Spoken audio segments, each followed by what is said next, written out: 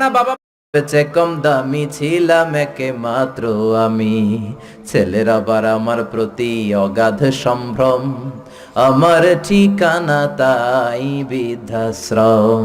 ঠিক কি না? এজন্য আল্লাহ ডেকে বললেন, খবরদার বাবা মারে বৃদ্ধাশ্রমে রেখে এসো না। তোমাদের জ্বালা যন্ত্রণা বাবা মা সহ্য করেছে, তোমারে ঘর থেকে বের করে দেয় নাই, এতিমখানায় রেখে আসে নাই।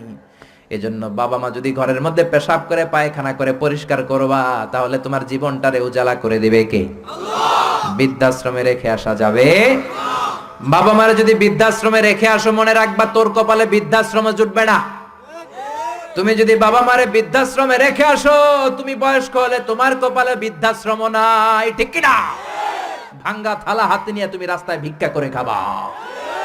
এজন্য আল্লাহ বললেন, ইহসানের প্রথম ব্যাখ্যা, ইম্মা ইয়াবলুগান্না ইনদাকাল কিবারা আহাদুহুমা আও কিলাহুমা ফালা তাকুল লাহুমা উফ।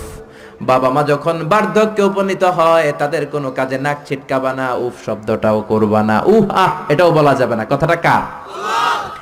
ইহসানের 2 নাম্বার ব্যাখ্যা, ওয়ালা তানহারহুমা, আব্বা আম্মারে ধমক দিও না।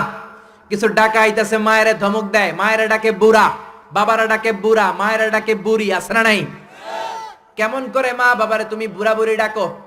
তারা তো বুড়া বুড়ি হয়েছে তোমার কারণে, তোমারে মানুষ করতে যে তারা তাদের জীবন যৌবন সব হারিয়েছে, তোমারে লেখাপড়া করাতে যে তারা তাদের জমিন হারিয়েছে, তোমাকে বিদেশ পাঠাতে যে তারা তাদের ভিটে মাটি হারা হয়েছে।